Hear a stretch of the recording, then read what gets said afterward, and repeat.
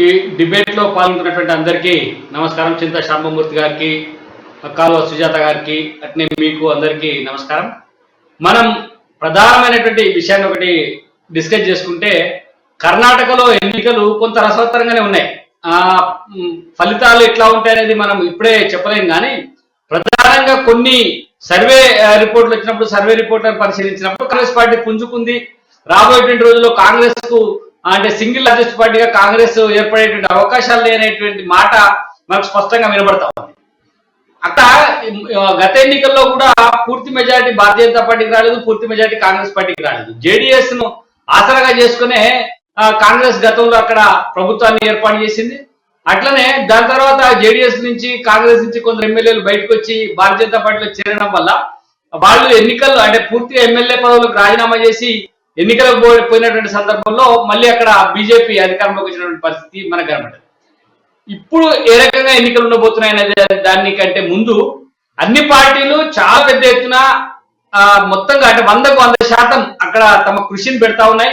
ఖచ్చితంగా ఈసారి అంటే జీవన్మరణ సమస్య అంటే మన చావోరేవో తేల్చుకోవాలనే విధంగా కాంగ్రెస్ పార్టీ అట్లనే భారతీయ జనతా పార్టీ కూడా అక్కడ ప్రయత్నాలు కొనసాగిస్తా ఉన్నాయి. కానీ కర్ణాటక తెలంగాణ రాష్ట్రానికి దగ్గరగా ఉంది. మొత్తం దక్షిణ భారతదేశానికి అంతా కూడా ఒక గేట్వేగా ఉన్నది. అక్కడ బీజేపీ అధికారంలో ఉన్నది. ఇప్పటిదాకా రెండోసారి కూడా బీజేపీ అధికారంలోకి వచ్చింది. ఈసారి మళ్ళీ కర్ణాటకలో అధికారంలోకి వస్తే అది రేపు బీజేపీకి తెలంగాణ రాష్ట్రంలో అడుగుపెట్టడానికి అవకాశం ఉంటుంది. ఇక్కడ కూడా దా ప్రభావం ఉంటుంది అనేటువంటి ఉద్దేశంతో బీజేపీ ఒక కర్ణాటక ఎన్నికల్లాగానే భావించట్లే ఆ కర్ణాటక ఎన్నికలను కర్ణాటక తెలంగాణలో జరుగుతున్నటువంటి ఎన్నికలుగా బీజేపీ అక్కడ భావిస్తుంది అన్నట్టుగా మనకు అర్థమవుతా ఉంది. ఎందుకంటే తెలంగాణ ప్రాంతం నుంచి కూడా చాలా మంది ముఖ్య నాయకులు కర్ణాటకకు పోయి ప్రతి నియోజకవర్గానికి ఒక ఇన్ఛార్జ్ గా ఉండి అక్కడ ఏర్పాట్లు చూస్తా ఉన్నారు. ఎన్నికల బరిలో బీజేపీని గెలిపించుకోవడానికి ప్రయత్నం చేస్తా ఉన్నారు.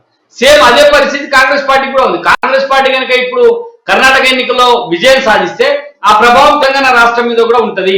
తెలంగాణ రాష్ట్రం మీద ఉన్నప్పుడు కాంగ్రెస్ పార్టీ అక్కడ గెలిచినప్పుడు ఇక్కడ కొద్దిగా ఊపు వస్తుంది. తెలంగాణ రాష్ట్రంలో కూడా కాంగ్రెస్ పార్టీలో చేరికలు పెరుగుతాయి, కాంగ్రెస్ పార్టీ మరింత బలోపేతమవుతాయని చెప్పి ఇక్కడ ఆలోచన చేస్తా ఉన్నారు. కాబట్టి మనం దీన్ని కాంగ్రెస్ ఎన్నికలు కర్ణాటకలో జరుగుతున్న ఆ ప్రభావం తెలంగాణలో కూడా స్పష్టంగా కనబడేటువంటి అవకాశాలు లేవు. కాబట్టి ఇక్కడి పార్టీలు ఇక్కడి నాయకులు కూడా ఎక్కువగా ఆసక్తి చూపుతున్నారు అనేది మనకు స్పష్టంగా అర్థమవుతున్నటువంటి అంశం.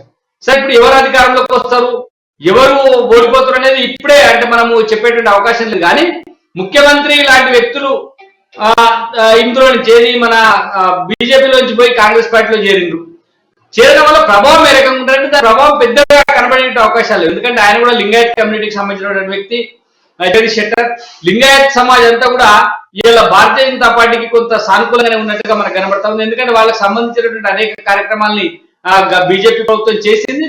గతం నుంచి కూడా ఈ లింగాయత్ కమ్యూనిటీ అంతా కూడా బీజేపీ పక్షాన్ని అంటే దాదాపు మెజారిటీ పక్షం బీజేపీ వైపున ఉన్నట్టుగానే మనకు కనబడతాం. కాబట్టి షెట్కర్ వెళ్ళిపోవడం అనేది భారతీయ జనతా పార్టీ కొంత నష్టమే అయినప్పటికీ అది కూడా గెలుపోవడంలో మీద అంటే ప్రభుత్వం వస్తుందో రాదో గెలుపోవడంలో మీద పెద్ద ప్రభావితం చూపేటువంటి అవకాశాలు లేదు. 1-2-3 సీట్లలో పెద్ద ప్రభావం ఉంటే ఉండొచ్చు.